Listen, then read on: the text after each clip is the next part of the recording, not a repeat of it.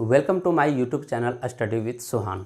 दोस्तों, आज हम लोग प्रश्नावली 10.1 का दूसरा नंबर क्वेश्चन देखूंगा। दूसरा नंबर क्वेश्चन में बोलता है लिखिए सत्य या असत्य, अपने उत्तर का कारण भी देना है। यानी मेरे पास यहाँ टोटल 6 क्वेश्चन दे रखा है। 6 क्वेश्चन में कौन कौन क्वेश्चन सत्य है और कौन सा असत्य है उसका कारण भी देते जाना है। पहला नंबर क्वेश्चन बोलता है कि केंद्र को वृत्त पर किसी बिंदु से मिलाने वाला रेखाखंड वृत्त की त्रिज्या होती है। देखिएगा दोस्तों, ये आपका वृत्त है और इस वृत्त का ये क्या कहलाएगा? केंद्र कहलाएगा। तो केंद्र से वृत्त के किसी बिंदु पर जो हम लोग मिलाते हैं इसी को तो हम लोग त्रिज्या कहते हैं, नहीं? यही आपका क्या कहलाती है?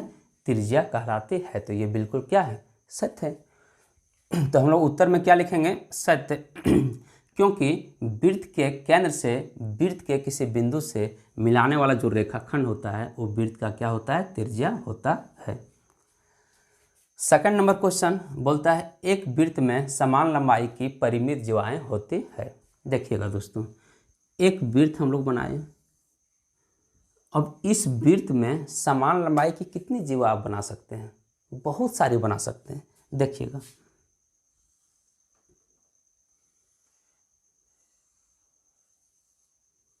इस तरह से बना सकते हैं। मान लेता हूं कि यहाँ लंबाई सारा का क्या है? समान है। या फिर आप ऐसे बना सकते हैं, इस तरह से भी बना सकते हैं, और भी बना सकते हैं दोस्तों।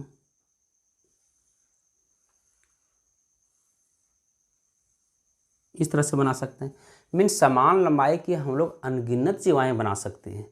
अनगिनत को ही हम लोग क्या कहते हैं? अपरिमित कहते हैं। लेकिन यहाँ क्वेश्चन में बोला है क्या कि समान लंबाई की क्या परिमित जीवाएं बना सकते हैं। परिमित मतलब फिक्स, 2, 4, 5, 1, 8, 10 इस तरह से। तो ऐसा तो हम लोग नहीं कर सकते हैं। ऐसा नहीं कर सकते हैं तो ये क्या हो जाएगा? असत्य हो जाएगा।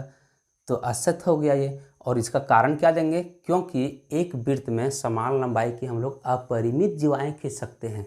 देखा ना, अपरिमित जीवाएं खींच सकते हैं, ना कि परिमित। ठीक है। तो तीसरा नंबर क्वेश्चन पे आते हैं हम लोग। यदि एक वृत्त को 3 बराबर चापों में बांट दिया जाए तो प्रत्येक चाप क्या होगा? दीर्घ चाप होगा। देखिएगा, ये वृत्त है। इस वृत्त को हम लोग 3 बराबर भागों में बांट दिया। ठीक है।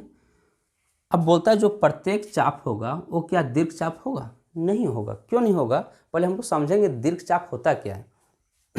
देखिएगा, दीर्घ चाप होता है, जैसे ये चाप हो गया, इसको हम लोग लघु चाप कहेंगे और ये वाला पूरा को क्या कहते हैं? दीर्घ चाप कहेंगे। यदि इसका व्यास हम लोग को लेने का होगा तो केंद्र से होकर जाएगा। ये केंद्र है, नहीं? अब जो लघु चाप बनता है वो क्या होता है? व्यास से छोटा होता है। और जो दीर्घ चाप बनता है, दीर्घ चाप ये हो गया, यहाँ से लेकर के यहाँ तक दीर्घ चाप होता है, वो क्या होता है? व्यास से बड़ा होता है। तो दीर्घ चाप यहाँ व्यास से बड़ा नहीं बन सकता है। देखिएगा, यदि यहाँ से हम लोग लेना चाहते हैं एक व्यास, तो इस तरह से ये क्या है? दीर्घ चाप है? नहीं है। तो क्या हो जाएगा? ये असत्य हो जाएगा। और कारण हम लोग क्या देंगे? क्योंकि दीर्घ चाप जो होता है वो अर्धवृत्त से क्या होता है? बड़ा होता है। जब अर्धवृत्त से बड़ा होता है और यहाँ प्रत्येक जो चाप है या कोई भी जो चाप है वो अर्धवृत्त से बड़ा नहीं है, तो ये तो पॉसिबल ही नहीं है, नहीं? चौथा नंबर क्वेश्चन पे आते हैं कि वृत्त की जीवा जिसकी लंबाई त्रिज्या से दोगुनी है वृत्त का क्या कहलाता है? व्यास कहलाता है। देखिएगा, एक वृत्त है, इसकी जीवा क्या होनी चाहिए? त्रिज्या की दोगुनी होनी चाहिए। एक जीवा है ए बी और ये क्या है? त्रिज्या की दोगुनी। मान लेता हूँ ये त्रिज्या है तो ये भी त्रिज्या कहलाएगी और दोगुनी है, r + r कितना? 2r। तो ये तभी पॉसिबल होगा जब ये वृत्त का व्यास होगा। तो ये बिल्कुल क्या होगा? सत्य होगा, नहीं? तो हम लोग क्या लिखेंगे इसका कारण में कि क्योंकि वृत्त की वह जीवा जो त्रिज्या की दोगुनी हो वृत्त का क्या कहलाता है? व्यास कहलाता है। ठीक है। 5वां नंबर क्वेश्चन देखिएगा दोस्तों, बोलता है तिर्यकखंड जीवा एवं संगत चाप के बीच का क्षेत्र होता है। एकदम बिल्कुल गलत है। देखिएगा, सबसे पहले समझते हैं त्रिज्याखंड कहते हैं किसको। त्रिज्याखंड त्रिज्याओं और चाप द्वारा, दो ठो त्रिज्या हम लोग लिया यहाँ पे, यानी दो त्रिज्या और चाप द्वारा घिरे क्षेत्र को ही हम लोग क्या कहते हैं, त्रिज्याखंड कहते हैं। और यहाँ क्या बोल दिया है, जीवा एवं संगत चाप द्वारा। ध्यान दीजिएगा दोस्तों, जीवा और संगत चाप द्वारा जो क्षेत्र बनता है वो आपका वृत्तखंड कहलाता है, ना कि त्रिज्याखंड।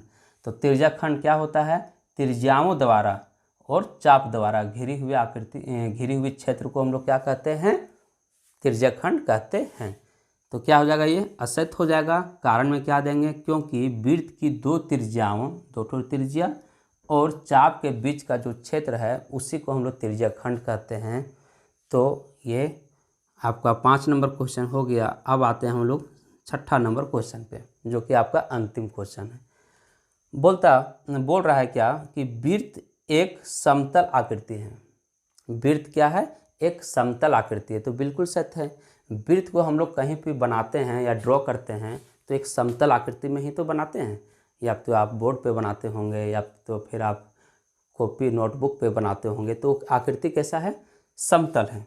जहाँ बना रहे हैं हम लोग, कहाँ बना रहे हैं, समतल पे बना रहे हैं। तो ये क्या हो जाएगा, सत्य हो जाएगा। क्योंकि कारण क्या देंगे, इसे हम समतल में बना सकते हैं।